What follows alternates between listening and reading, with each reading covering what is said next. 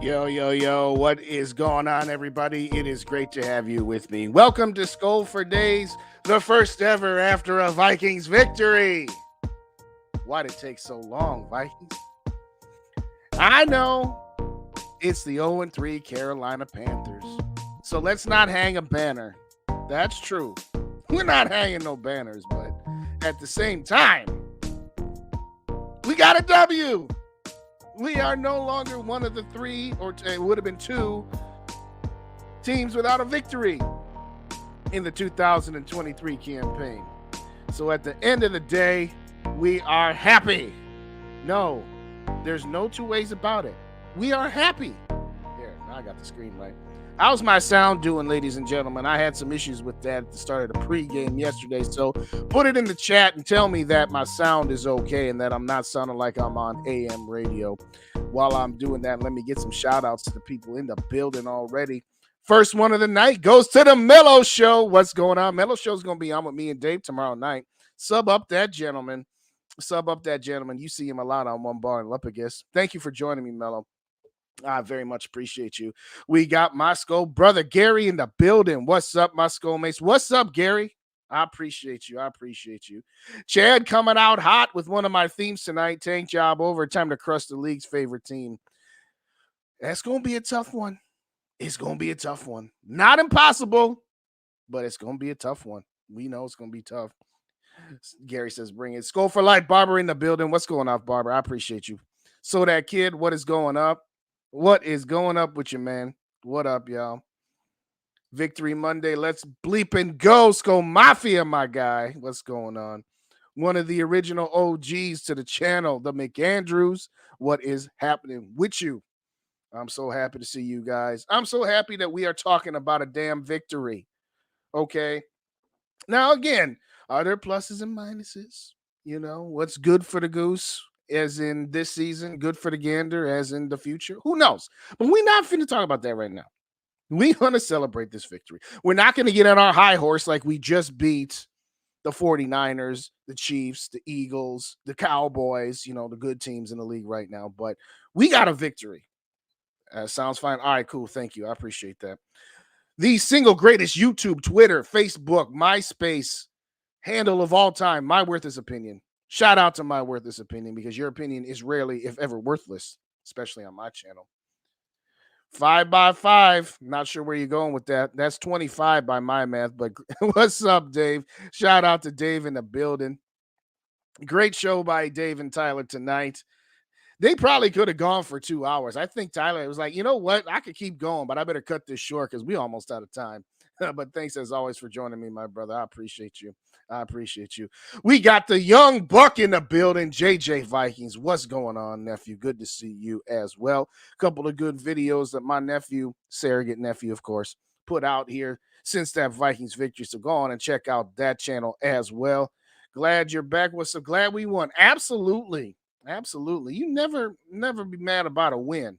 No matter where you are on the spectrum of what's good for the team. No, a win is good. Shout out to Two Evil to Hope in the building. What's going on, Two Evil? Thank you so much for joining me. I appreciate you, man. I appreciate all you guys. I really do. Okay, before we get to tonight's themes, we all know how we started out around here. Y'all know how we started. But before I do that, I just go with that one for a minute. And we got to take that one down. Not that it's not a good comment, but we got to take it down. Okay, let's take it down for right here, for right now. Shout outs to everybody in the building. Well, let me get one before I start. What's up, Vaughn? Thanks for joining me. Ooh, I like that Hitman. On your avatar. There you go. Shout out my guy, Vaughn. All right, for real. We're going to start this for real now. Want to say thank you to the people that made today possible to come on this channel on a Victory Monday to talk about the Vikings. And you know who that is. And if you don't already know, it is the brave men and women who are active and veteran members of our armed forces that keep our country safe, that fight for our freedoms, that make sacrifices so that we can enjoy our lives, our way of life, and our freedoms each and every day in this country. Shout out to the brave men and women who are police officers, firefighters, EMS. In times of tragedy, they are the ones running towards the danger while the rest of us are trying to get away from it. Shout out to all of them for putting their lives on the line every single day. Shout out to the doctors, nurses, frontline workers, home health care providers, surgeons, anybody in the medical field. When we are unable to take care of ourselves, you're right there to take care of us. Shout out to each and every member of each and every group that I said, to the brave men and women who allow us to live our way of life in this country. You at times work thankless jobs, and we don't thank you enough. So I'm going to say thank you to you at the start of my show, each and every time. And I forgot, we got to make sure. See, I'm trying to handle my music repertoire a little bit better. So I turn the repeat off so that it's not playing the same one over and over again. I'll get the original. Change the volume. Let's get back to the shout out before we. Oh, the evening, brother Rap at Purple Pocket Podcast. I'm pretty sure all y'all. I do a Sunday night show. If you did not have a chance, go check it out after the show. You know, we had some good conversation and we kept it real. Some people be like, oh, why are you guys so negative talking about this and that? We're not negative. We just keeping it real. And I'm going to keep it real tonight with you as well. Shout out my guy, Greg, GMAX72. What's going on? Greg in the building. What's happening, my friend? Thanks again for joining me as always. I think I got, nope, there's a couple more in here. We got Norsefius in the building right here. Thank you, Norsefius. I appreciate you, man. I appreciate you as always. Thank you so much for stopping by. 5x5 means we hear you clearly at 100%. Oh, okay. Sorry. I wasn't privy to such things, but that's all right. That is all right. I appreciate you, though. Thanks for letting me know. Yeah, I went 4 minutes yesterday before somebody finally said, Justin, you sound like garbage right now. So I had to adjust the chords and everything here. But thank you, everybody, for joining me. I appreciate you. All right. Let's get to some topics here. The Vikings are 1-3. You got to start somewhere. Now, let's keep in mind, first off the bat, before I get there, let me get my guy Dinner in the building. Marcus got nicknamed by WAP Sasquatch. Ice cream flew out of my nose just now.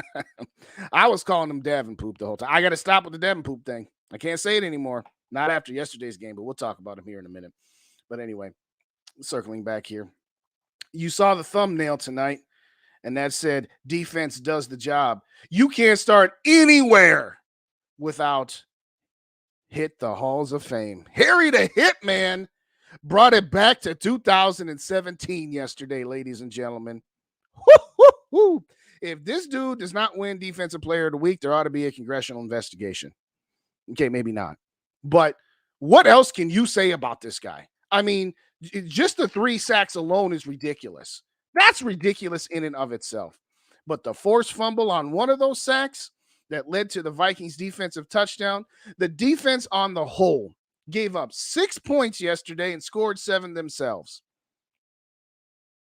Now, granted, it's Carolina, and they're a bad team. They are now 0-4. So we're not going to act like they just gave up 6 points to the Kansas City Chiefs or some of the other teams that I said yesterday. But Harry the Hitman brought it. 14 tackles, 8 solo tackles. And it wasn't the 8 solo tackles because they were running the ball down our throats and he's tackling running backs 10, 15 yards down the field. He was back up at the line of scrimmage where he belongs, where he was during the Zim Reaper days. And I get it. Maybe the first couple weeks, the scheme and schematics didn't call for him to do it. To me, I ask you why. Why would you wait until week 4?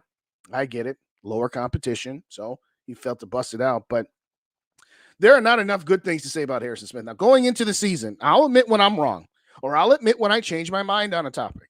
When somebody said, is Harrison Smith a Hall of Famer? And I go into the season, I said, well, he's definitely Hall of Very Good. He's definitely a Vikings Ring of Honor member. No questions about that. But I said he was borderline on the Hall of Fame because, you know, he plays for Minnesota, and we know what it's like for Minnesota guys to get into the Hall of Fame. It's a goddamn Greek tragedy that Jim Marshall is not in the Hall of Fame. Well, he didn't win any Super Bowls. Okay. I didn't realize the Hall of Fame could only be for Super Bowl members, but I digress. Harry the Hitman playing in the Midwest. You know, we're kind of flyover country. We're not the East Coast or the West Coast. But if you look at this dude's stats throughout his career, he's right up there with guys in his generation like Troy Polamalu. Doesn't have as many flashy plays as Troy did. and Ed Reed, but he's right there with those guys. And after yesterday, you know what? One or two more games like that, or even half of that, yeah, whether he gets a ring or not, put that brother in the Hall of Fame. And there is nothing that should be said otherwise. Nothing. Let's get back to the comments here real quick. 5x5 is Lima Charlie. Okay, I get it now. I get it now. Chicago's getting in their way, unfortunately, Rap. Yeah. We're not talking about that tonight. Skull State of Mind, what's going on? I know I'm late. You ain't late. 10 minutes. That's it. Okay. 10 minutes is considered CP time, but that's all right. That's all right. Don't worry, guys. This franchise will be mirrored to mediocrity for decades. You know what? You might be right. But you know what? Today we're going to celebrate one way or the other. Shout out to Warlord. I ain't seen Warlord in a minute. What's going on, my brother? Good to see you. Thank you so kindly for joining me. Everybody give a shout out to Warlord of Art. He wasn't always there in the off season, but I'm glad to see you, Warlord, on the day we got a victory. I appreciate you, man. I appreciate you. Shout out to Steve as well. What's going on, Steve? Good to see you. Good to see you. Can you even imagine 81 interceptions who will break their record? No, nobody's ever breaking Paul Krause's record. And shout out to Harry, who's wearing Paul Krause's number, by the way. No, that's just not going to happen ever again. Not in this day and age in the NFL. No, absolutely not. All right, we caught up. So let's get to theme number 2. Speaking of that defense, I've criticized this gentleman as just being a guy. You know, one of those rotational guys where he's good. He can sometimes be in the right place at the right time, but is he really making plays for himself? At some point, if you're constantly in the right place at the right time, even if it is your running mates who are causing the initial pressures or the initial hits or the initial parts of the play, at some point, if you're there to finish them, you're there to finish them. And I'm just going to say it like this. DJ Wanham, I apologize. I should not have ever doubted you. I mean, gave us a little bit of reason to.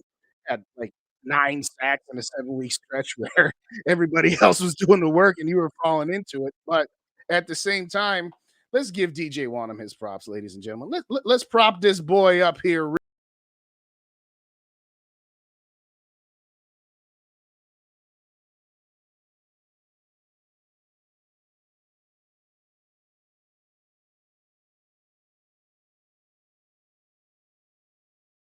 I've been waiting for DJ Wanham to do something so I could do a short and use that song for a long time. And I finally got to do it. Listen, that changed the game. That changed the momentum of the game. It changed the outcome of the game, frankly, because the offense hadn't done diddly other than one touchdown. Yes, I know. Well, we had a second touchdown that was taken away by a holding penalty. Well, that's the game of football. You can't complain that we had a touchdown taken off the board when a guy legitimately held. 2 plays later, pick 6. We'll talk about that in a little bit as well. But DJ Wanham off the blitzing Harrison Smith. That's why I went these 2 right off the bat. Harrison Smith blitzes. Quarterback doesn't see him. Bryce Young had no idea. Bam! And there was Mr. DJ turning that music up, running it all the way back. And by the way, aside from the fact, again, the touchdown sticking out, but again, 6 tackles for that guy, also a sack. Did he fall into it? Maybe a little bit, but who cares? The Vikings as a team, how many sacks they have? 5 sacks yesterday. Now, again, 3 of them, Harrison Smith, fine. I don't care. Anytime you get 5 sacks in a game, you're doing something right. And I'm going to say the same thing I said on my show last night with Rap. Defensively, this team has been pretty close to the same. They start out hot in the first half. They only gave up 10 points against Tampa Bay. Only gave up 13 points, and really 3 of them was kind of an unlucky thing with Jefferson fumble. Against San Diego, I believe they gave up 14, and yesterday they gave up 6 points total. Now, scoring defense is a little different than yardage defense and defensive efficiency. I don't care. And again, I don't care that it was against Carolina. Better that you look dominant against a garbage team than to look pitiful against a garbage team. That's all I'm saying right now. Better to look great than to look like doo-doo against a garbage team like Carolina. Again, the Vikings defense outscored Carolina 7-6. Vikings offense only had a net 7 when you consider they scored 14 and had 7 scored on them. That defense was the reason they won that game yesterday. Hands down, no way around it. I know there have been times, particularly last year in the playoff game, where, well, it wasn't the offense's fault, it wasn't Kirk's fault, even though he threw him for the name. Hey, the defense, if they had done their job, they would have won this game. Well, you know what? The defense did their job yesterday. And frankly, the defense, even though it's had yards against them, and even though there have been times where they haven't gotten a key stop, they've done their job so far this season. Now, I'm not saying they're the 85 Bears, the 2003 Buccaneers, the Ravens of 2000, and I'm certainly not saying that they're the Zim Reapers. But for right now, with what expectations were reasonable to have, they were the 31st ranked defense last year. And we were just hoping they could be middle of the pack. Are they middle of the pack? No. They're probably 2/3 of the way down. But with the amount of talent that they have, and we'll get to Marcus Davenport here in just a second, but the amount of talent that they have, they're doing their job. They're doing more than their fair share. Now, yesterday, we finally get to see a full game of Marcus Davenport. We only got to see him for 4 snaps in Philadelphia. He missed the first and the third game. I tell you what, again, step it up next week when you coming up against Patrick Mahomes and Kansas City. Do it again and show me something. Don't just show it to me against a horrible team. But we finally got a taste of what Kwesi had in mind when he signed this guy. Now, the best of the best ability is availability. And that is what a lot of the New Orleans people said. He's great when he's on the field, but he misses a lot of games. Well, he was great yesterday. Again, it took him a little time to get warmed up. Most of his plays were in the second half, but you know what? Can't say nothing about Marcus Davenport. 4 tackles, a sack. Really should have had a sack and a half, if you ask me. But I'm not the official scores. But they gave the other one to who did they give that 5th sack to? I forget. No, they gave it to Wanham, actually. So there you go. But having said all that, Marcus Davenport, DJ Wanham, thank you for actually having Danielle Hunter's back. Finally, we can say the Vikings defensive line is more than just Danielle Hunter. Now, I'll say it one more time. It's nice that you did what you did against a garbage team versus not doing anything against a garbage team. But you're going to have to keep this energy. You're going to have to step it up a notch even against Patrick Mahomes and the Kansas City Chiefs this coming Sunday. And 2 weeks from now on Monday Night Football, or is it 3 weeks from now?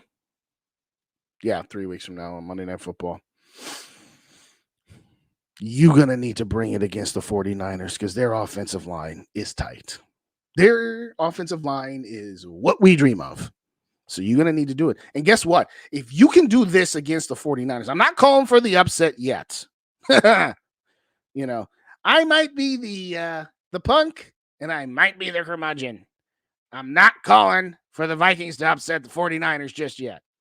But if that defense can blitz Brock Purdy and get the ball on the ground and get Purdy on the ground, they got a shot. Not saying it's a good shot. I'm still saying it's about a 20% shot at best.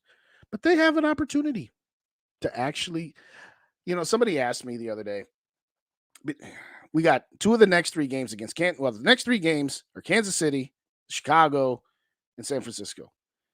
We're putting down Kansas City as a loss at the moment. We'll see. Maybe Taylor can do her best to distract Kelsey, and maybe she can invite some of her girlfriends over to the hotel and then have Patrick Mahomes and Brittany come on over and they can party all night. And then we might have a 50-50 shot against beating Kansas City, if I'm being honest. But I was asked, do you think we got a better shot against Kansas City or San Francisco? And I said Kansas City only because San Francisco's offense and defensive lines are so superior to ours. Well, if this defensive line can replicate what it did yesterday, albeit one more time against a bad team, they can then close the gap on the San Francisco offensive line and give Brock Purdy something to think about. That's all I'm going to say for right now on that subject. I'm not calling for the upset yet. Back to the comments. What you guys got for me? All right, we got Steve. We got Ditter. I know Davenport is next. Yeah, you know that. I kind of say that. That's the play that won the game. Yeah, that's the play that changed the whole momentum. The offense hadn't been doing nothing yet. outside of one drive, and which was after a pick six. I mean, it's all about Davenport. Aiko didn't really. That's the thing. SKOL Mafia in the building with the great off the top. I did not know how big that dude is. Listen, I have been at training camp over at TCO when the players come out of the building and walk down the stairs to get to the field for the night practice. And I've been within a couple of feet of Danielle Hunter, who is a massive human being and doesn't have a single ounce of body fat on him. This Davenport guy, he doesn't dwarf Danielle Hunter, but he makes Danielle Hunter look a little short, which I didn't think was humanly possible. I mean, honestly, he's a big dude. He just needs to stay healthy. If he stays healthy, then we've got a dynamic pass rush duo. Love to average 5 sacks a game. You are correct. I guess now the 0 is for Big Goon. All right, I'll take that. I'll take that, Norse Fierce. Absolutely. Yeah, I've been wanting him to give up that 0 to Pace Gang, but yeah, I'm just gonna have to say, hey, what's going on? SKOL for life in the building. Mafia and I accused him of robbery. We all did. But what I said last week going into the bit was I'm no longer mad at Marcus Davenport. I'm mad at the Vikings for giving a guy $14.5 million with all of the history of injuries that he's had, and he hasn't done anything for us. At some point, are we really mad at Marcus Davenport for taking a deal when it was offered to him? But at the end of the day, yes, we all got to change our tune. At least for 1 week, we got to change our tune. Marcus Davenport. I remember preseason, I predicted him getting 7 sacks, and y'all laughed at me. Got a chance to get. You got a chance. You got a chance. If he stays healthy, he should be able to get to at least 7. Need one more. See, here's the thing. One more big boy on the D-line. As I said last Thursday, the cavalry's not coming. They're not going to sign anybody unless something massive happens. They're not. They put their eggs in the Dalton Reisner basket, which I'm going to talk about here tonight as well. I don't see them. So if you're still dreaming about Akeem Hicks or Linval Joseph or Ndamukong Suh, I don't think any of that's going to happen at this point. They would have done it already. They're not going to wait any longer. They waited too long to shore up the offensive line. They're not going to do that again. So we'll just say too evil. I'm not impressed with the Vikings beating a team that won't win more than a half dozen games. This is the same. Again, I'm just celebrating the victory and I'm celebrating the defense right now. I got plenty when it comes to the offense, particularly one Kirk Cousins, but there is that. We're not beating good teams, San Francisco or maybe even Detroit, but we can beat the rest of them and vie for a wild card. I'm going to talk about that as my last theme. Is that really what we want? I'm not saying no. I'm just saying, is that really what we want? We still haven't needed Joseph. That's the thing. That was funny. Purple Daily said it, and Mike said it tonight. Hey, we have had nothing bad to say about Greg Joseph. We barely had any chances to kick the daggone ball. But you're right. We can't say nothing. SKOL for Life says they have a better chance against KC over the 49ers. That was my initial thought. But Patrick Mahomes trumps all. You know what I'm saying? He's the ace of spades. He's the ultimate trump card. And the reason I say Kansas City too is because, again, up until yesterday, our offensive line against their defensive line, I don't like that matchup. And the other one too, our defensive line against their offensive line. I'm just saying we got no victories in those two matchups. So I will say that I picked Kansas City, but again, if we can keep up that defensive line pressure that we got yesterday, then I'll move the needle from 20% to maybe 30% chance of beating Kansas City. But it's 6 of one, half dozen of the other. They're 2 of the top 4 teams in the NFL. So players are sequestered to their hotel, no outside visitor allowed. They actually post guards to stop people. Oh, okay. Well, maybe they'll do that Friday night, although they probably wouldn't be in town yet. But either way, I'm just saying I don't like our chances. I don't. Caesar Augustus in the building. Still hoping we tank for Caleb. I'm going to talk about that later. So I'm going to star yours. I'm going to come back to you. Scoldger Soup in the building. What's going on? Thank you so much for joining me. This KC game is going to tell. Yes, it's going to tell us a lot. Actually, you're right. Because here's the deal. If we hang with KC, as in we lose by less than 10 points, we have a shot, but KC just puts us away. If we play them like the Jets did, that'll tell us something. Now, granted, the Jets defense is legit. They are a top 5 defense. And man, oh man, it is so unfortunate that Aaron Rodgers got hurt. And I say that sincerely because putting aside our disdain for the guy, that would have been a heck of a team. But yeah, our defense not quite at that level. But again, Kansas City only scored 23 points and they haven't been a complete juggernaut. So I'm not going to say that it's entirely impossible, but it's going to be a tough game. Shout out to Steve. Tonga needs to get healthy. Yeah, I had high hopes for Tyrus Tonga. I honestly did. I said, you know what? I like this guy. He'll be good enough to just hold the fort down. And he wasn't all that good when he was in there. He got blown off the line in Philly every other play, and now he's hurt. So we'll see.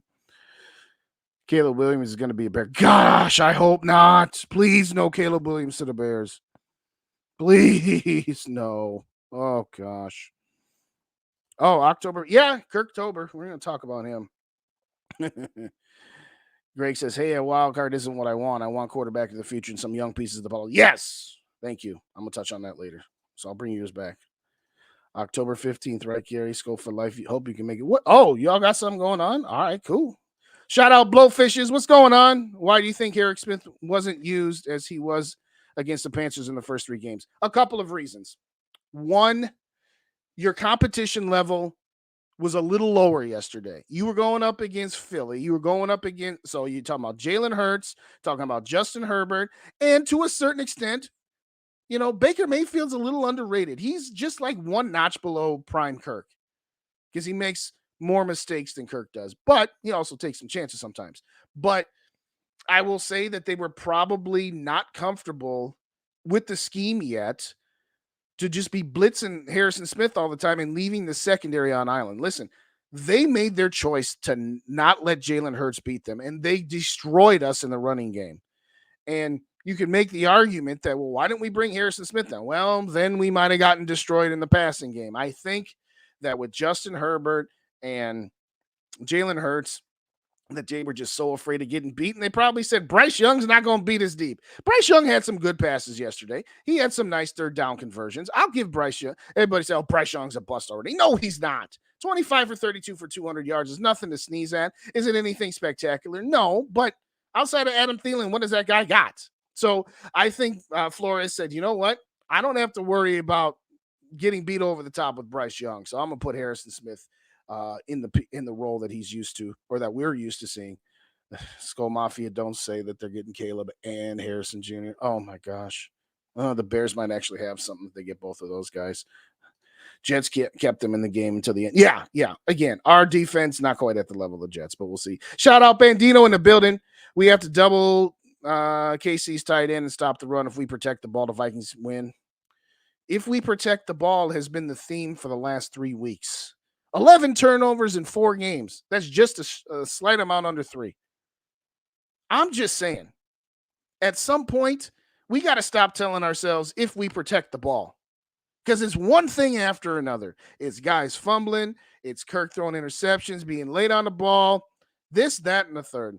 So, yeah, here's what I said last night. We need to play a perfect game. If our offense has 8 possessions, we need to score at least 5 touchdowns. At least 5 touchdowns. Because our defense, you can't count on them to have a game like that. It reminds me of the 2009 playoffs when we beat the Dallas Cowboys 34-3, and our defense just ate Tony Romo's lunch. I said, you know, I know the final score says we scored 34 points, but it was 17-3 in the middle of the fourth quarter. We got 2 late touchdowns. I said, you cannot have that many opportunities go by the wayside offensively because, you know, Drew Brees will have more points on the board than Tony Romo did. We all know how that turned out. But my point is that, yes, we got away with one yesterday because our defense played well enough, but well enough ain't going to work against KC. But I agree. That should be the strategy. Just put 2-3 guys on Travis Kelce at all times, stop the run, and hopefully, and I emphasize hopefully, we'll have a shot at the end. Shout out to Gil in the building. What's going on? He want to slice up, but he might. You ain't running. How fine to yes, I'm gonna talk about that in just a second, but yes. Gary, you should tell Justin to come to. I don't know what y'all talking about, but Gary, hit me up, whatever it is you are. I don't remember what you're talking about, but anyway, Blowfisher says Bears will screw up any player. Well, that's true, but I still would rather it be that they don't have the opportunity to finally figure out what the hell they're doing. Caleb will sit out if Arizona or Chicago lands number one. Well, that's a good point too. I saw a tweet today, and I don't know if it was somebody just making stuff up, but that he put his 5 out there and the Vikings were on it. And I'm like, yeah, okay. I'm not sure I'm buying that. I know he'd love to play with Jefferson and Addison, but I think the guy was just putting stuff out there for clicks. Yo, when our first drive ended in the pick six, I said to myself, here we go again. I'm pretty sure we all did. I know I did.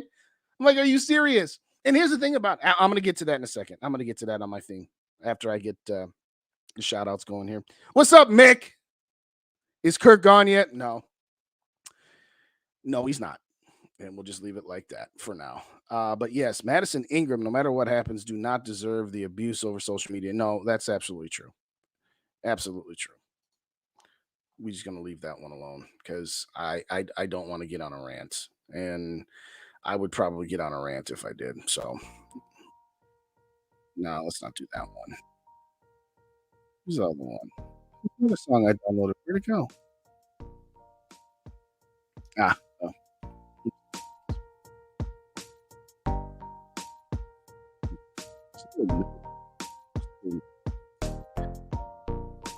Old turkey boy, Father Time. Here's the thing. I think we're starting to see some signs that Kirk might just be reaching that age cliff. I know those who love Kirk to death, aka the Kirkistans, aka the Kirk Cousins version of the Swifties, want to look at Aaron Rodgers and Tom Brady and to a certain extent Drew Brees and say, well, these guys played till they were 39 and 40, so Kirk can too, because Kirk never gets hurt. Did you ever consider that all the hits he's taken kind of wears on you, and that sometimes missing 2 or 3 games, while it sucks for those 2 or 3 games, actually let your body recover so that maybe this Iron Man streak isn't all it's cracked up to be? Kirk Cousins this season, here's what's funny. Kirk had great statistical games in the 3 games we lost, and he looked like horrible in the game we won. Funny how that works. But for right now, all I'm going to say is this. I'm not going to get into the whole should Kirk be back or not, and is Kirk a top 5 quarterback? I'm not getting into that tonight. I've done that ad nauseum. Y'all have heard me do it ad nauseum. I'm just saying right now he looks like he might be hitting that age cliff. He's a touch inaccurate, and that's the one thing Kirk could really hang his hat on. He doesn't have the deep ball. That ball to Addison was massively underthrown. And I get it. He had to sidestep and then wind up and throw it, but that play is very reminiscent of a play in the year 2019. Remember, we were down 20-0 to the mediocre Denver Broncos, came back and won that game 28-23, 4 touchdowns in the second half. He did that same kind of play, and he hit Diggs right between the 1 and the 9. He hit the 1 and the 8. Thielen's 1 and 9. Sorry, getting my former Viking wide receivers messed up. Anyway, the point is this. He doesn't look like he's got the zip on the ball, and he's late on a lot of throws. It's like he's not quite processing it, or maybe he's gun shy. I don't know. All I know right now is he's starting to revert back to Kirk under the Mike Zimmer era. Dave, Minnesota Sports Talk, my guy, want to talk to me about, well, he just had his best season of his career. What is there to say that he won't have another good season? And we heard all this stuff left and right about, second year in the same system, same offensive coordinator. He's reverted back. Now, again, I know that sounds sacrilegious to say that about a guy who going into the weekend was leading the NFL in passing yards and was basically at the top of all meaningful statistical categories. I get that. And I'm not saying it's all his fault. I'm not saying that at all. All I'm saying is there are plays this year where Kirk just looks a little off. And I don't know if it's the age thing. I don't know if he's overthinking it or a combination thereof. Because honestly, if we really analyze it again, we're at the quarter pole right now. 4 games in the season. I know, 17. Okay, whatever. The offensive line is not perfect. And it's not like a top 5 offensive line where they're just road graders and they're just awesome pass blockers. But they've done okay. They've done better than we realize. And I get it. That the second interception from Kirk Cousins. Oh, well, Ed Ingram's man beat him and hit his arm, and that's why it was a pop fly, infield fly rule. Yes, there's some truth to that. But as my guy Tyler from Vikings First and SKOL said, Both Ingram and O'Neal were pushing their guys to go behind Kirk and gave him a lane to step up into. So it's real easy for us to say, Ed Ingram sucks, get Dalton Reisner in there now, he's had his time. And to a certain extent, I agree. I would rather start Dalton Reisner at this point just to see what happens. I don't think they're going to do that. Kevin O'Connell is a little too into his own guys, a little too kumbaya, a little too, hey, I want to be your friend, that he's not going to bench somebody until he absolutely has to. And to a certain extent, I get it. And to a certain extent, it's like, don't do something that's detrimental to your team. But having said that, there have been plenty of plays where the offensive line has blocked up well. I mean, look at our run game. Getting back to what we were talking about a moment ago, Alexander Mattison looked great and has for the last 2 weeks. Yesterday, 95 yards on 17 carries. That's 5.6. 5.6 yards for Alexander Mattison. Cam Akers, 5 for 40 for an 8-yard average. That's about all you can ask for. Again, against Carolina. They're terrible. I know. Got to do it against good teams to be taken seriously. They each got, Akers got 2 catches for 11 yards and Madison got 1 catch. So again, you're talking about 25 touches for those 2 running backs. That's what we need. Now, here's what we need offensively. And this gets back to Kirk. And this also gets back to Kevin O'Connell. Yes, you've done a better job of melding the run and the pass game. Once again, time of possession.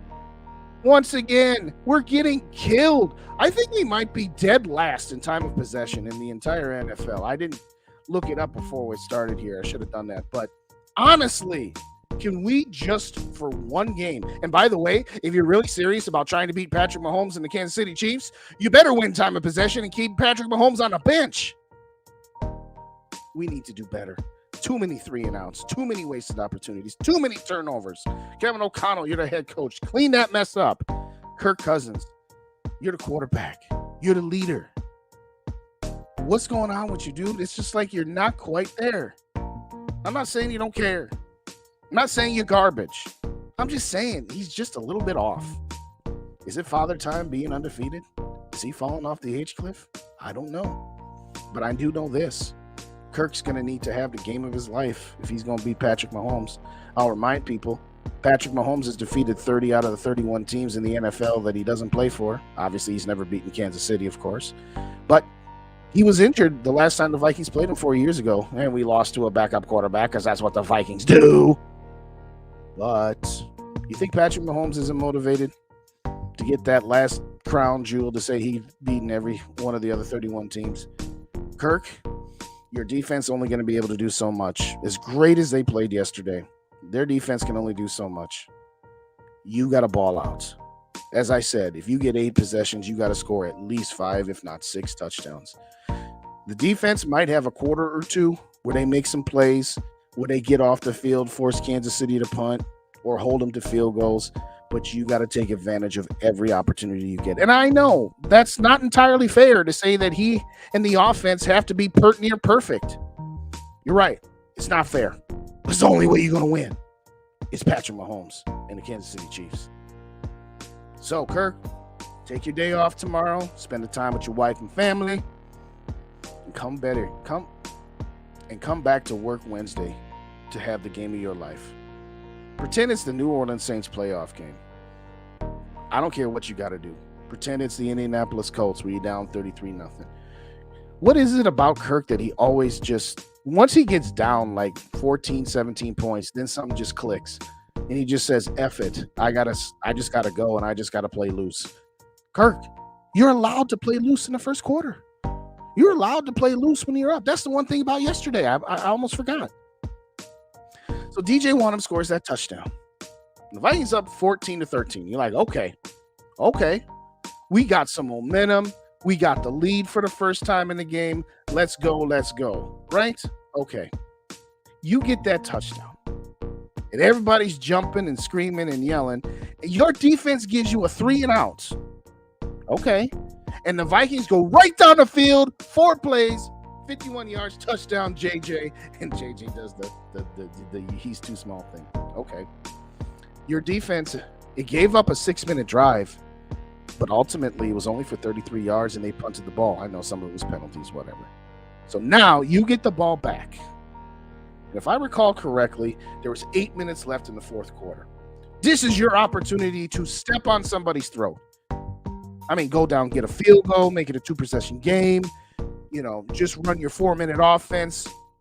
Take some time off the clock. What do? 3 and out. Now, part of that's the play calls too. Alexander Madison up the middle for 9 yards. Oh, okay. 2nd and 1. Alexander for a 1-yard loss. Kirk Cousins incomplete to Justin Jefferson. 3 and out. Can't do that against Kansas City. If somehow, some way you are up 7 points against Kansas City, you need to pretend that you're down 7 points and this is the last possession you have. Because if you can get up 14 points, then all you got to do is hold serve the rest of the game. Get up 2 scores. I don't anticipate that happening. All I'm saying is, Kirk, when your defense gets you a 3 and out, you get a touchdown. Okay. They force another punt, less than 9 minutes. Step on their throat, man. That's what you're going to need against Kansas City. All right, back to the comments here. First of all, we're going to switch the music up. Going back to mine.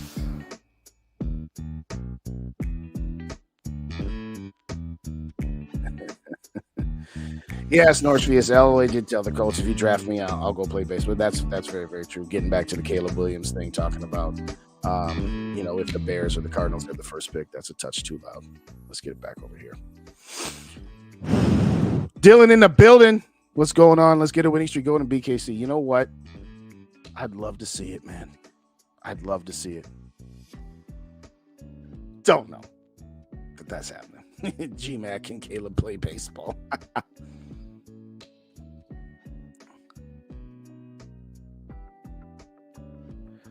Gary, do you got Facebook or Twitter? Because if you do, hit me up. Actually, Gary, email me, jday24@charter.net.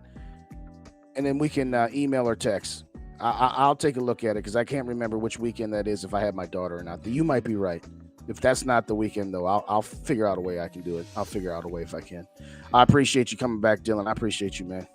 Iced tea. Thanks, Rap. I don't know, Justin, if we good with 3 or more years ago. Oh, hell no. Hell no. Absolutely not. Let me be clear. In no uncertain terms, this better be Kirk's last year. That's not hate. That's not saying he sucks. This team is not good enough around him. This team cannot be rebuilt with him making the money he's going to want to make. And I don't want to hear anymore from the Kirk stands about, well, Kirk offered a discount. Yeah, when Kirk's market value is 45 to 50 and he offered 42, that doesn't move the needle. Well, maybe it was 37. That still don't move the needle because you still got $10 million of dead cap hit. So whatever Kirk gets in his next contract, if it was with the Vikings, let's say he got $42 million. And why do I say $42 million? Because that's $2 million more than what Daniel Jones got. He ain't taking no less than Daniel Jones. So if he takes $42 million, his cap hit would be 52. We can't rebuild the team. We can't fix the defensive line, the offensive line. No, absolutely not. I think we good with 3 more years. You outside your mind. I know you just playing, but still. Kirk is slower than the second coming of Christ and zero mobility. You ain't lying. Kirk's arm has been losing zip the last couple of years. I said it last year, too. Watch how much effort. Yeah, that's what I'm saying, Blowfishes. That's what I'm saying. Yeah, 1-4. I'm sorry. I don't know what I was thinking. Yes, Diggs is 14.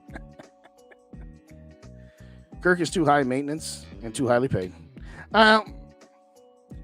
You can't blame Kirk for how the Vikings have screwed up their own salary cap. I'm just going to say it like that. I blame the Vikings for continuously, extending him, thinking that they had a Super Bowl window when we all knew they didn't. But, I'm never going to say a guy is overpaid. I'm going to say if somebody's willing to pay you X amount of dollars, then you're worth X amount of dollars. If one person is willing to pay you that. I think they got a little too enamored with him and like, oh, well, who else are we going to get to make sure we win at least 7 games a year? Yeah. Shout out Joker Nation in the building. What's up, Joker? Good to see you. I know I'm 10 minutes behind on my chats. You guys know me when I get my flow and, all that. But I'm going to get back to you guys' comments. Why the bleep isn't Reisner in KOC tonight? I don't know. Ingram does need to be bunch of paid back and first. Well, I did say that, Blowfish. I've said that a couple times, that the Vikings put him out there too soon. and he needed time to marinate and develop, and they put him out there because they had no better options, and whether he's salvageable or not. But I will say, as easy as it is to blame Ed Ingram, and particularly, like I said, on that interception, he hasn't played that horribly. He didn't play. The offensive line was good yesterday. They gave him clean pockets yesterday. He had many opportunities to do more than he did. What did Kirk have yesterday? Like 139 yards? I'm sorry. Against a garbage team like that, you only have 139 yards? Come on, dude. Put Reisner at leg guard and let the other two compete. I don't care. I just want the best 5 guys out there.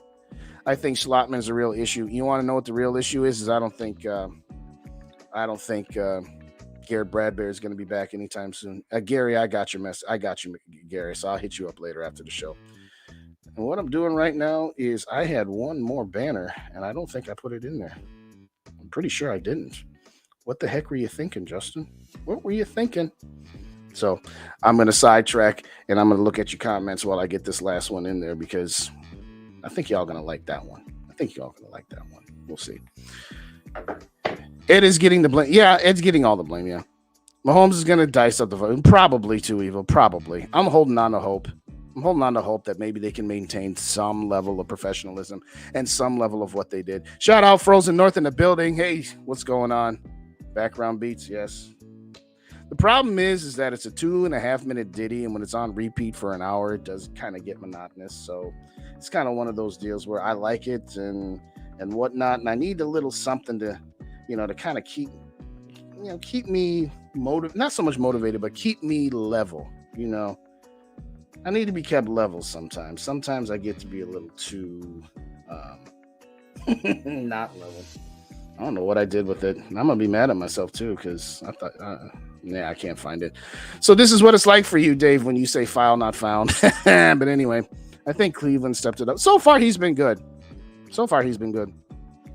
At what point a win or loss, don't get humiliated. I'm good, like I said, going down fighting. Don't get mollywopped. Yeah. Like I said, better to look good defensively against Carolina than to look like garbage. As long as we don't get humiliated, yeah. But isn't that kind of sad that that's what our standard is don't get humiliated? We're the Minnesota Vikings. We got to have higher standards than that. But hey, you know what? For right now, that's all we can do. With Vikings play. Well, yes, again, I'm not overblowing the victory yesterday. I'm celebrating it. I'm happy we won a game because how embarrassing would it have been to lose to that quarterback and to that team and be one of the only winless teams in the NFL. But you're right. We're not going to go overboard on it. If Davenport and Hunter can force Mahomes to stay in the pocket, then we'll keep it very close. Very true, Blowfishes, and that's what every defensive coordinator says.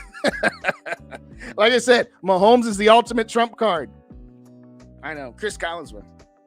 There's a guy that can just beat anything. You can have the coverage, you can have the pass rush, you can have him contained, and he just finds a way. I mean, that dude's Michael Jordan on the football field. He's Michael Jordan. You can say Brady and Rodgers and Breeze and Peyton Manning were like Magic Johnson and Larry Bird. This dude's Michael Jordan. It's as simple as that. I think Mahomes is over watching and cut through the KCD. Yeah, but again, Kirk's got to stay with it. Speaking of Taylor Swift, Kirk, you threw a pick 6. It was in his head for the rest of the game. Go Taylor on it and shake it off. Go Elsa on it and let it go. Do whatever you have to.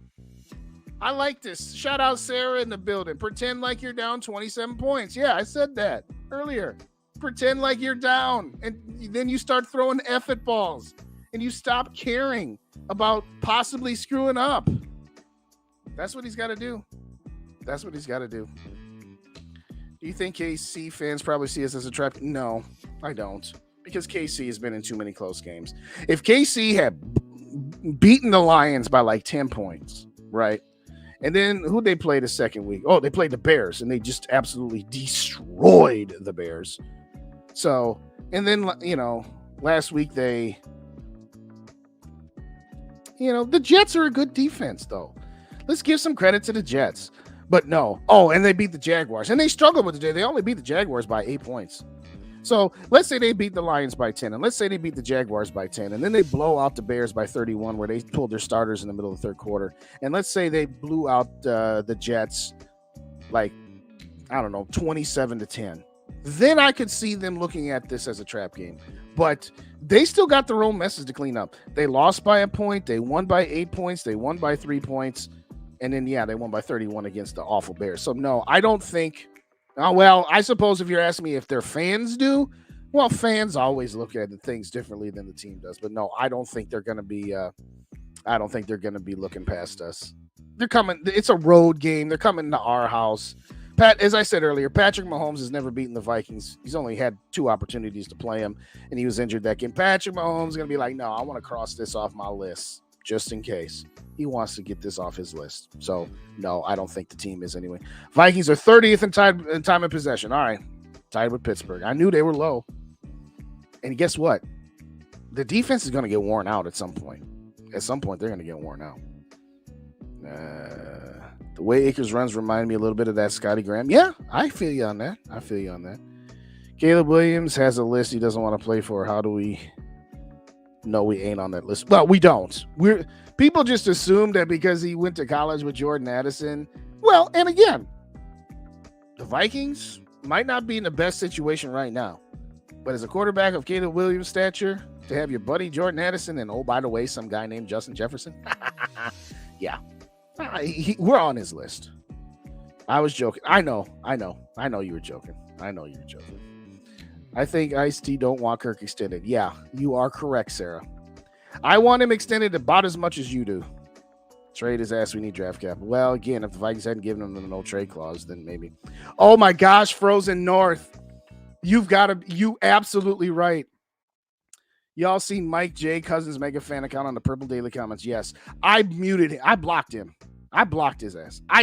I'm like, dude, you've made your point. He's literally will copy and paste in the same thing over and over again. So I finally blocked him so I don't see his comments anymore. I was like, dude, I can't take it anymore. I was on Purple Daily's chat today, and there was an argument between my guy Adnan and a guy named Dark Star about tanking versus not tanking. This is like, can we get the definitions straightened up? And that's going to be one of my last themes here. But I can blame Kirk for everything. Okay, stop it, Too Evil. You ain't even funny. That ain't even funny. Shout out Norpheus for the $5 super chat.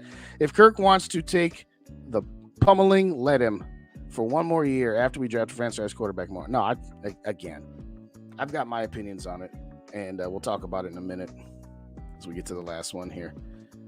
For once, the Vikings win. Well, it would be a big game. You know what's funny, though, Joker? I said this last night. I said it on the postgame show. It would be so Vikings to find a way to beat Kansas City, only to turn around and lose to the Bears. Because that's what they do. They play up to their competition. They play down to their competition. I'm pretty sure Cousins made it rain. Well, and he types everything. You're right, Mike J. That dude is just straight up crazy. I think that might be Joe Espinosa's burner account. Oh, do they? What's the score? Oh, 14-3. Yeah, I was on another podcast, and I said Seattle was my lock of the week. And the guy's a Giants fan. He's like, why are you saying that about that? I'm like, they're terrible. Giants are terrible. How did we lose that game last year? I'm sure they can manipulate the scoreboard for Kirk. Yeah. Kirk are going to get booed, something fierce with the people at the next home game. Spectacle. You know what? I hope so. I hope on that first, when they get introduced, they'd be smarter to introduce the defense. If they introduce the offense, when Kirk comes out, yes, everybody in the stadium, spike it. That'd be funny as hell. House call from the doctor. What's going on, doctor? Thanks for joining. I appreciate you, man. Shout out Freddie in the building also. What's up, Freddie? Appreciate you. I appreciate you. Yeah. He does. He blames everything but Kirk. He's one of those guys. Everything is wrong except for Kirk. Probably not. I don't think we cover. I think we lose by 10. But that's not my prediction. That's just my initial thoughts. We'll see. We'll see if Garrett Bradbury's back. We'll make sure that Marcus Davenport didn't suffer another injury, because if he's out on the injury report on Wednesday, that's going to remind me of Zadarius Smith coming out with a great game and then he's on the injury report. But we'll see. Kirk stands don't know football. That is factually correct. That is absolutely factually correct. All right. Norsevius and Too Evil. Both of you guys. All right, anyway. I have not. Trust me. Just trust me. Well, he doesn't know my name. Like, on there just says Purple and Go for Day. He don't know me. And I don't even care. I don't even care. I remember saying last night, what if you beat the Chiefs? Yeah, I wouldn't be surprised. All right, let's get to the last theme here. Because we're running up on an hour. A little step back versus full-on tank. Let's get the definitions down here, ladies and gentlemen.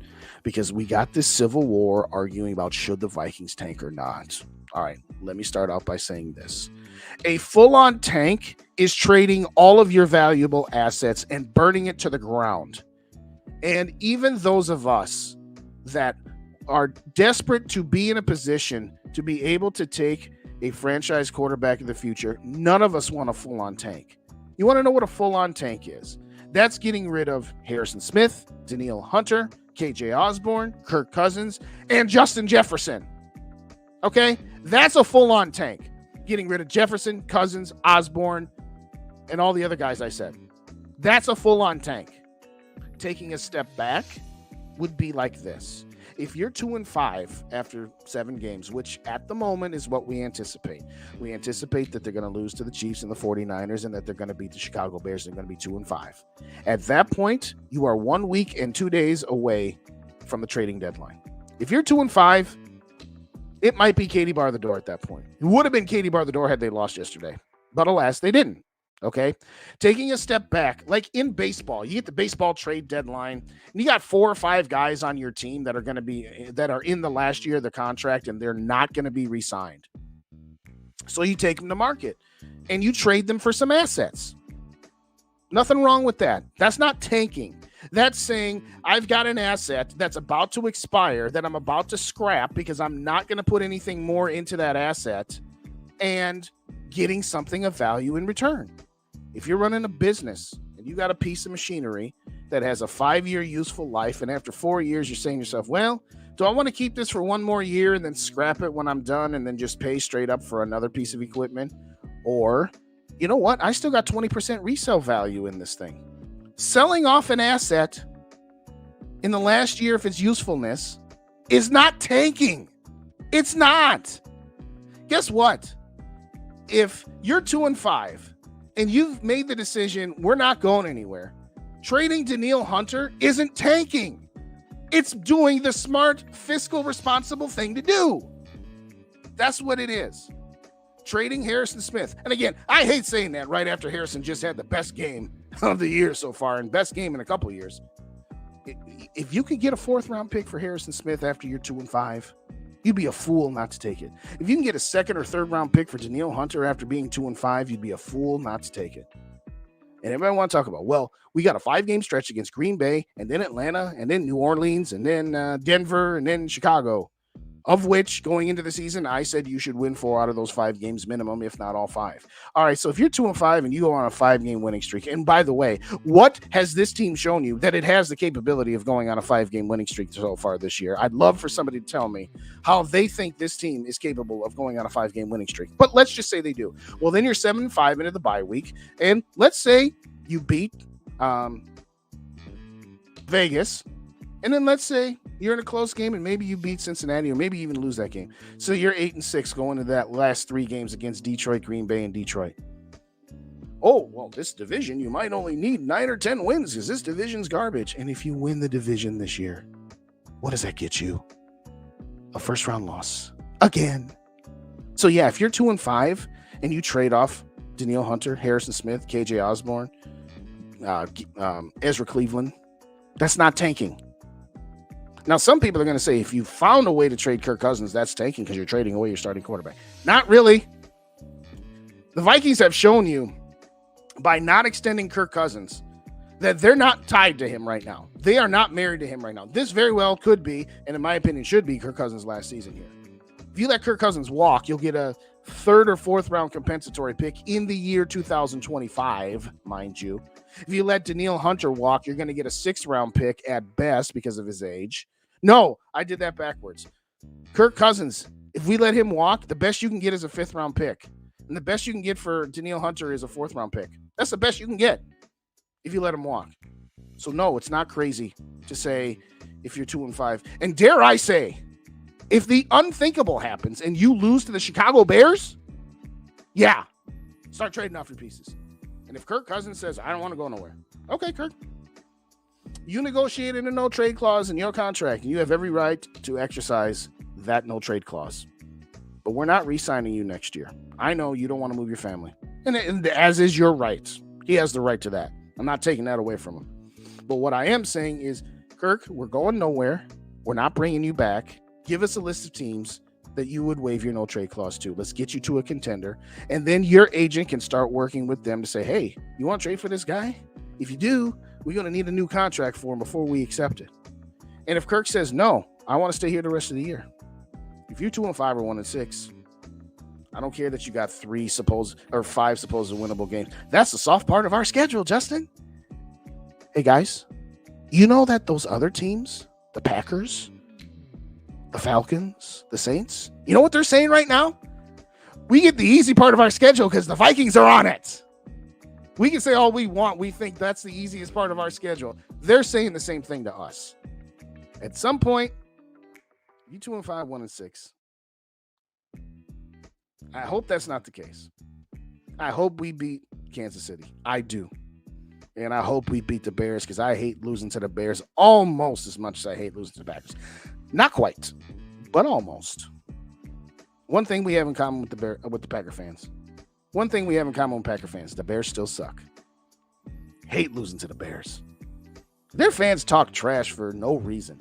Like Green Bay, their fans can be intolerable because they think they're superior to you. But you can at least respect them because they don't won something. Bears got one Super Bowl, one more than us. But Bears fans just love to talk trash just for the fun of talking trash, just for the hell of it. So I hate losing to the Bears almost as much as I hate losing to the Packers. But dare I say, if we lost to Kansas City, the Bears, and San Francisco, and we're 1-6, yes, trade everybody not named JJ, Addison, Hawkinson, the tackles, Cam Bynum you can keep, Ivan Pace you can keep, Josh Metellus you can keep, Byron Murphy Jr. you can keep. But anybody else, particularly those who are in the last year of the contracts, open for business. Bud Grant garage sale. And no, that's not tanking. That's doing what Rick Spielman never did. I mean, honestly, let's think back to when Zimmer and Spielman were fired. You had two choices.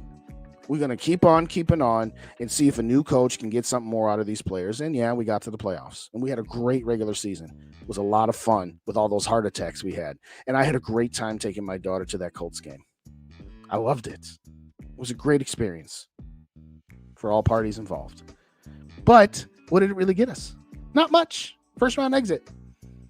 They could have done get rid of Cousins, get rid of Thielen, get rid of Kendricks, get rid of a bunch of old players and get something in return for them. We got nothing in return for Dalvin Cook. Remember what we were saying when we finally released Dalvin Cook? Boy, why didn't Kwesi trade with the Dolphins when he had an offer on the table to at least get a 3rd or 4th round pick in return for Dalvin Cook? Now we got nothing for him. Just like we got nothing for Thielen and nothing for Eric Kendricks. Okay. So why is it that the same people who said that are saying, no, you can't trade KJ Osborne. You can't trade Danielle Hunter.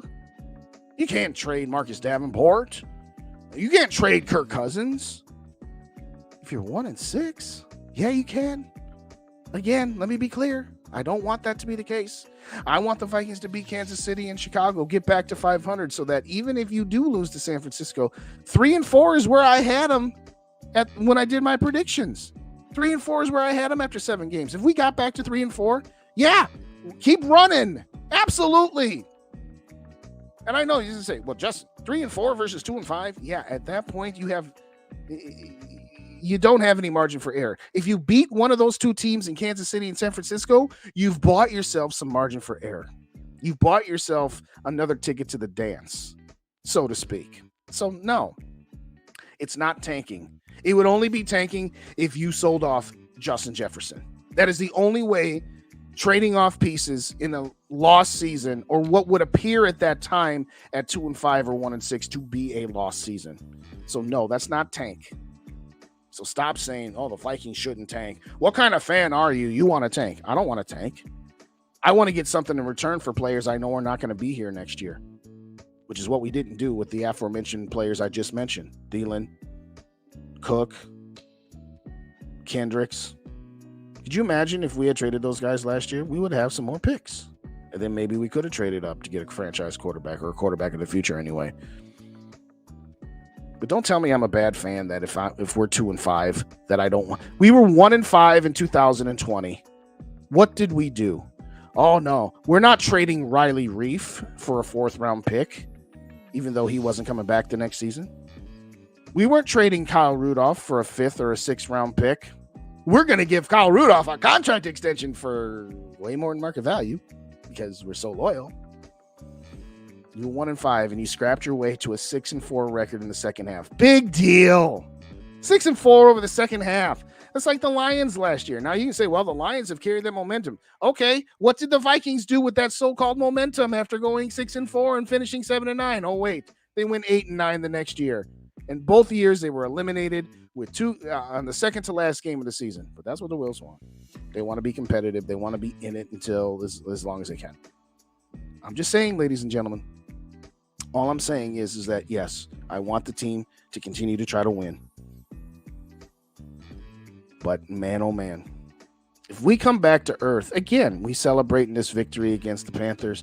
But if we come back to earth and we get destroyed by Kansas City, and then we go to Chicago and play another game close to the Bears like we did the Panthers yesterday, and then we get beat soundly by the 49ers, just move on, rip the Band-Aid off, get some draft capital in return. That's just me. That's just me. All right, time to reset. If y'all didn't hit them like buttons on the way in, hit them like buttons for me. If y'all ain't subscribed to Purple and Gopher Days, hit that sub button. It's funny. Lost a couple yesterday when I was on with Rap because we were curb stomping. We weren't curb stomping Kirk. We were very objective about it. And Kirk didn't play well yesterday. It's okay to say that Kirk didn't play well yesterday. Really, it is okay to say that. It's okay to say that he had played somewhat good statistically in the first 3 games. Excuse me. But it's okay to say that he had a bad game and that the team won in spite of him. It's okay to say that. It really is. It really is okay to say that. No, you can't say nothing bad about Kirk. You know, with all due respect, I've used this one before too. And I'm not just saying that with the recent turn of events with Travis Kelce and Taylor Swift. Kirk stands are like Swifties. If you dare to a Swiftie say anything other than Taylor Swift is the greatest musician of all time, then you're a Taylor Swift hater. There's no middle ground for them. It's either you're a Swiftie and you love her to death, or you're a Taylor Swift hater. There are legitimate Taylor Swift haters out there that it's like, don't tell me that Taylor Swift sucks. She does not suck at singing and songwriting. She's very good at what she does. And anybody who begrudges her success is an idiot. If you don't like her music, that's okay. You're not obligated to love her music. But the legitimate haters, just like the legitimate Kirk Cousins haters that want to say absolutely everything is his fault, and that if we had never signed Kirk Cousins, we'd never be. No. They made plenty of moves that were wrong, and they had plenty of bad draft picks. I'm not going to put it all on Kirk Cousins. Do I put a lot of it on him? Yes. Have I said that a million times? Yes. But I praise him when he does well, and I criticize him when he doesn't. But to a Kirk stand, if you don't think he's the best quarterback the Vikings have ever had, including Franz Harkington, if you don't think he's a top 5 quarterback right now, then you're a Kirk Cousins hater. No, I'm not a Kirk Cousins hater. I'm in the middle where I think he's good, not great. And I think that you need more around him than what the Vikings can offer. And by the time the Vikings could possibly fix all of their problems, Kirk Cousins is going to be old. So it's just time to move on. But yes, Kirkistans are just like Swifties. You tell a Swiftie, hey, what do you think of Taylor? I don't listen to her music. It doesn't do anything for me. Oh, you Taylor Swift hater. I'm like, I just don't care one way or the other. I just don't. Shout out Sarah. I said find somebody who Oh, Sarah, I love you to death. I'm so like, I wish. And again, shout out to your sister. I hope you put it in the comments for me, Sarah. Is your sister doing better? We haven't gotten an update on that. Let me know how your sister doing, but I wish I had more time with you at Scorefest. Because seriously, you crack me up. I have a DJ pal who DMs transmitting. Okay, I appreciate you. In fact, let me kill that. That's been going on long enough. I gotta kill that, or at least I gotta. Oh, I'm tripping. I'm still not. Shout out to Norsefius. I know I put this up here already, but we gotta kill this, and we gotta give you this.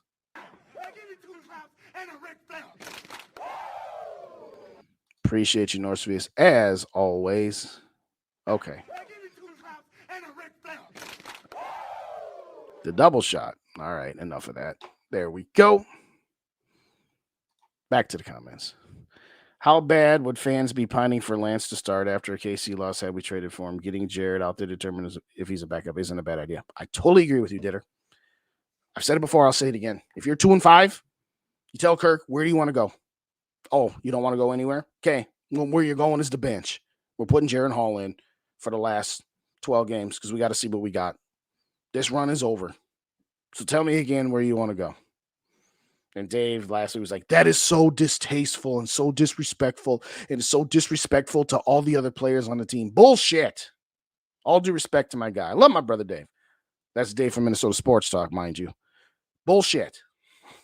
If Kirk Cousins has the right to exercise his no-trade clause, then KOC, Kwesi Adolfo-Mensah, and the Wilfs have the right to bench him and say, we're not re-signing you.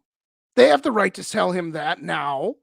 And they have the right to say, we're going to start some younger players, including Jaron Hall, because we want to see if he's got it or if we need to draft another quarterback. So, yeah, I'd do that in a minute. Definition franchise make everyone. Yeah. I feel you on that. Kirk has lost a step, and it is only going to get worse. I totally agree with you. I totally agree. This contract was guaranteed, so we should get a refund. Oh, that's funny. If we give up 70 points, it'll break me. I don't think they'll get us 70. I don't think they'll give up that much. I don't. You know what? I skipped a whole bunch. And there's a couple people. I thought there was somebody in here. Totally makes sense, but damn it, I want to win. I get it, Doctor. I get it. Listen, that's the quandary. That is the quandary. I do want this team to win.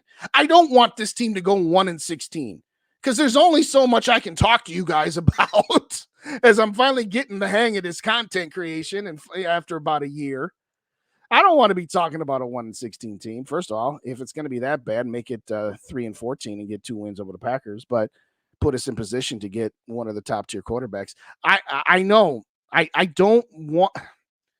It's short-term pain for long-term gain. Do we want the sugar high of having a 6-11 season where we at least get 5 more wins, but then that puts us at like 12-13?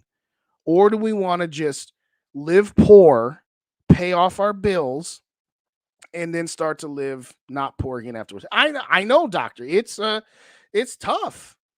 Like, we need a little step back. Thank you, Gil. That's what I'm saying.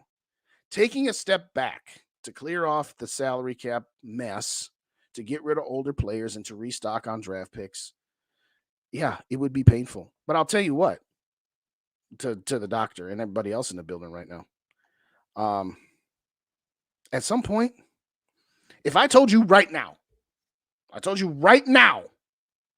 the Vikings are going to lose to Kansas City, Chicago, and San Francisco, and that they found a way to trade Kirk Cousins and Daniil Hunter and Harrison Smith and a couple other pieces, KJ Osborne. And so we got a whole bunch of draft picks for next year. And then maybe we win 1 game against Green Bay, maybe 2. But we're in the top 3, and we have a legit shot at Caleb Williams. And next year, we go 6-11 because Caleb's learning the bit. So that'd be 2 god-awful years, wouldn't it? Man, that would suck. And in 2025, we win the division and we win a wild card game and get to the divisional round and lose. And then in 2026 through 2029, 6, 7, 8, 9, 4 years in a row, we go to the NFC Championship game. And 2 of those 4 times, we win it. and get to a dang Super Bowl, something I've never seen in my lifetime, and we win at least one of them. Are you going to tell me that 4-year stretch, that 5-year stretch where we got to the divisional round once, the NFC Championship game twice, and the Super Bowl twice, that wouldn't be worth 2 years of garbage? Put it in the chat. Would 2 years of garbage be that big a price to pay? Now, again, I know the comeback. Well, there's no guarantee that if you suck and get a high draft pick, do you trust Kwesi to make that? If we had the number 1 pick, hypothetically, I wouldn't be afraid of Kwesi screwing up the pick and taking somebody other than Caleb Williams. The only thing I'd be afraid of is this dumbass would try and trade down. But no, you have the number 1 pick, and you tell Kwesi, no, you taking this guy, you're not trading back. I don't care what your Wall Street and analytics say, you taking this guy. And you're right. There's an inherent risk that it doesn't turn out the way you want it to. But if we hang on to what we got, we're stuck in mediocrity. I'm willing to give up mediocrity and even be bad for a couple of years for the chance that we could be great. I'm not saying that's what I would like. I wouldn't like it. Not for those 2 years. 5 years after that, oh, I'd love it. We'd all love it. But I get it. I'm not Ziggy and Mark Wilf. I don't get to make these choices. I don't get to say what I think we should do.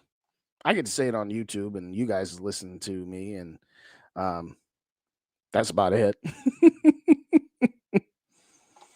But I asked him who deemed him the football scout. Yeah. All right. I'm finally back. All right, Doctor, what you got? I look forward to my Sundays. I don't want to waste my weekend hoping for. I'm not hoping for losses. Let me be clear. All right. Good point by the doctor. Good point. Good point. I don't hope for losses. I don't. This past Sunday, yesterday, I was watching the game to be entertained, wanting to see my team do well. My stance on it is this. It's a win-win situation for me. If my team wins, I'm happy because I get to talk about a victory to you guys. I get to go to work and my boss saying to me, hey, the Vikings finally won a game. Yeah, I know, against another garbage team, but it's a win. If they lose, I'm not disappointed. See, last year when we lost to Philly, I was disappointed. Last year when we lost to Dallas, gosh, was I disappointed. Lost to Detroit, really disappointed. Lost to Green Bay on Christmas. Oh, gosh. Hated it. I'm not cheering for I'm going to put that comment back up there. I don't want to waste my weekends hoping for loss. I don't hope for losses. I don't. I'm just not disappointed if they lose. And some would say, Justin, that makes you a bad fan if you're not disappointed every time they lose. I don't need to go through a week's worth of depression to be a good fan if they lose. That doesn't qualify somebody as being a good fan or not. Is how depressed do you get when you lose? Like there's some magic threshold of how depressed you have to be if the Vikings lose. Stop that, Cap. Stop the cap. Yeah, I'm not disappointed because I know this team is what it is. And you know what? Sometimes bad things in the short term lead to greater things in the long term. It's like Rosie Perez, her character Gloria in White Men Can't Jump, says to Billy, who's played by Woody Harrelson, sometimes when you win, you really lose. And sometimes when you lose, you really win. Yeah. Let's say the Vikings finish 7-9. Let's just say that for right now. Okay. Those wins at the time were cool. But that puts you right dab smack at pick number 18. Now, let's say they finish 3-14. Sometimes when you lose, you really win because now you're in a position to fix your problems at a more efficient rate. Yes, there is more to it than just having high draft picks. You have to hit on your draft picks. And that's a whole nother conversation. Absolutely. But you have a better shot at hitting them if you're higher up. But I agree with the people who say, hey, well, you think Kwesi's going to do that? I'm like, hey, I've said what I have to say about Kwesi. And I'll say it again. I'm not cheering for losses. I'm not. I'm just not disappointed right now if they do. And that sucks.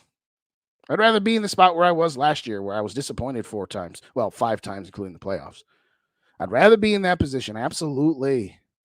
But at some point, look at where this team is at and how many holes it has. So anyway, I'll get you a wrench, Gary. I'll remember to do it tomorrow after the stuff comes up. Oh, you have no idea who Joe Espinoza is? Oh, I envy you, Sarah. He is the biggest Kirk. Let me put it to you this way: Joe Espinoza loves Kirk Cousins more than Katie Cousins loves Kirk Cousins. No, Julie Cousins, excuse me. Kirk Cousins' wife does not love Kirk as much as Joe Espinoza does. That ought to tell you all you need to know. Gil, we need a little step back. Yes, I get you. I get you. And I know I read these out of order, but get rid of people who don't plan on signing next year and get something for them. Thank you, Gil. That's all I'm saying. And that's not a tank. That's not a tank at all. No comp picks for Cousins. Chad, I was wrong about that. That is incorrect. And I've been spewing that for a long time. I found out that was incorrect, that the void years do not matter. It only matters if you cut somebody and they still have years left on their contract. But the void year thing, and I went with that all summer long. But Judd Zolgad on Purple Daily confirmed that, and then I looked it up, and it's actually not true. Otherwise, I'd really be hammering to trade Kirk because if you didn't get anything. But again, a 5th-round pick because of his age, that's the highest you could get for him in 2025. If you get a 2nd-round pick in 2024, which one would you rather have? The higher pick now or the lower pick later? Shout out, Steve. Good night. I know you probably already gone because that was 20 minutes ago. See, that's the fun thing. I get on my rolls and you guys are there. Cincinnati is falling apart. I don't know what in the hell's going on with those guys. I have no idea. Vikes would beat San Francisco and then get trashed by Chicago. Well, we played Chicago first. Yes, but they are crazy town like that. I said that earlier. I did say that earlier. I don't care as long as we don't give up 70. Yep. If we gave up 70, I give a heart attack. Oh, you ain't lying. You ain't lying.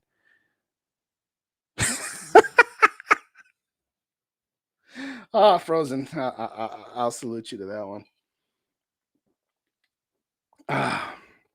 By the way, as I look at my Coors Light can, shout out to Mary Fisk. Y'all know Mary. Didn't hear back from her today, but I know she was seeing a lot of people today. She still needs your thoughts and prayers. So pray for Mary in the comments for me. And y'all just, if you're a person of prayer, lift one up to Mary tonight. Keep on keeping on. I know she's had some up and downs, but just wanted to give you guys an update. Oh yeah, I said that one already. You have to make that try. Yes, they don't. Yes, exactly. I told you. Totally agree. 21-3. Oh, Seattle. Yeah, I told you Seattle's going to win that game. I would be fine sucking for 2 years. Thank you. Everyone tank trade for whoever. Here's the last 10-year number ones. How many of the 230 clowning? Yeah, I know you can come up with examples that didn't work out. But again, if you stay the course, you're going to stay a 7-10 win team with no shot at winning the Super Bowl. And yes, the shot at winning the Super Bowl by getting, say, a franchise quarterback, you have an equal shot of being 7-10 again, and you have a shot at being worse than that. I'd rather take what's behind door number 2 for the actual shot because we ain't got one right now. I just feel uneasy. I don't trust this committee. Well, that too. Again, just to be clear, this is just me thinking existentially. You're right. Quasi's going to have to figure some stuff out too. Okay, 30% about chatting about an outfront. Yeah, exactly. I totally agree. A 6-11 team, we'd be better, by the way, with a hot shot quarterback that can move is more entertaining. Well, I don't know about more, but I get your point. I'm fine with sucking for 2 years if we get those 5 great years. I'm just tired of being mediocre. I'm happy when we win. That's totally how I am. I was happy yesterday. If we had lost, I would have been fuming, but I would have been over in about 5 minutes. And I would say, you know what? It just is what it is. We're going to have to go in a different direction. That's all right. I laugh at the turnover and say, I knew this was going to. Yes, I know. That's funny. I'm going to put all of these up there. Pray for me. Pray for Mary. Kelsey does Bud Light commercial. Another reason, course, I appreciate you guys. All right. Hopefully, I didn't lose any Kirkstand subs tonight, but jokes aside, thank you, everybody, for joining me. I'm going to get up out of here. It's been almost an hour and a half. I keep telling myself, keep it to an hour. But you guys are so much fun to interact with. And it's one of those deals where, hey, there's still people in the building. There's still 21 people in the building right now. Ha! I'll keep on going. And let me be clear, I don't want them to lose the rest of their games. I mean, that would all but guarantee we would get Caleb Williams. I don't want to do that. I don't want to do that. But it is going to be what it is. I'll say this Sunday's game, there are two possibilities. It's going to be an entertaining game or it's going to be a blowout by Kansas City.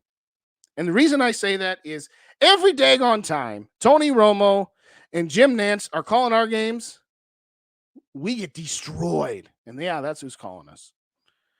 If the Vikings offensively can maintain not turning the ball over, maintain the decent running game that they've established for the last two games, and doesn't have a whole lot of 3 and outs and converts their drives into touchdowns, it's going to be a shootout. Right now, I'm not picking a victory. I'm going to wait and see how it is. You know me. I got a show tomorrow night. Want to shout out one more time to my guy, the Mellow Show. Let me put his channel in the comments here real quick. I'm going to have to scroll way up. If I ever get to it. This guy right here, the Mellow Show. Go give him a sub.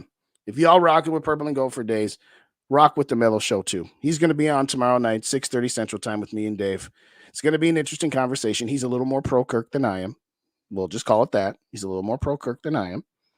But he's a very enthusiastic, very entertaining. He's on with One Bar and Lupagus. So that ought to tell you something right there.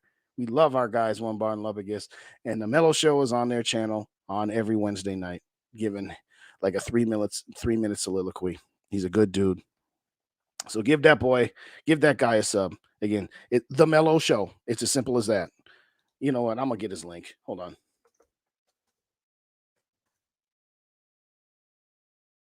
I can find it. Here it is. This dude's at 41 subscribers, y'all. Help this boy out. Let him get to 50 by the end of the night. Y'all rocking with Purple and Gold for days. Rock with my guy Mellow. Let's get that guy 9 subs tonight at least. But he'll be on tomorrow night. I'll be on Thursday during the halftime of the Thursday night football game. Again, I'll try to keep it to 40 minutes. I try to keep it to 25, and that just never happens. But be on tomorrow night, Purple and Gold for days, 6:30 Central Time, around 8:20, 8:30 on Thursday, pregame show on Sunday. You know how this all goes. Hit those like buttons, hit that subscribe button. I appreciate each and every one of you guys. SKOL for Life Barber, Norsefius Joker, My Worthless Opinion, Norsefius Chad, Sarah, Joker, Gil, Ditter, Frozen, all you guys. It really does warm my heart, and it does humble me, and I am very, very thankful for all the support that you guys give, not only to me, but also all the other shows, Rap, Dave, GG, SK, Yogi, SKOL TYA, because again, we just trying to do a big community. That's all it is. It's funny. I have done some research and Vikings First and SKOL. I can't forget my guys, Tyler and Dave. I got a podcast to cut up tonight too. Better get that over to Dave. But and Rhino from Vikings Uncensored and Kyle from Purple People Podcast. When one of us wins, we all win. And we all share in this community because we just want to see the Vikings win at least one Super Bowl before we die. And we all have different opinions on the ways and means to get there. I know. But I've seen some other fan bases on YouTube and they try to be in competition with each other. It doesn't make sense to me. Why in the hell would I want to try to compete with Rap?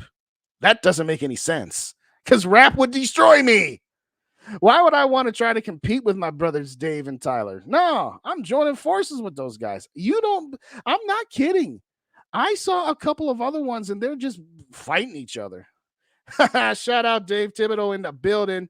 Dave, I was wrapping it up here, so just hit the rewind button. I appreciate you. Hit that like button if you didn't. In all seriousness, thank you guys so much for joining me. Appreciate you as always. SKOL. To the next episode. Good night. See you tomorrow night at 6:30. And yes, thank you, Joker Nation. Shout out to the Minnesota Twins with the playoff games tomorrow and Wednesday. At the very least, maybe even Thursday. But in all seriousness, SKOL Vikes, let's win this game. Good night, everybody. Talk to you next.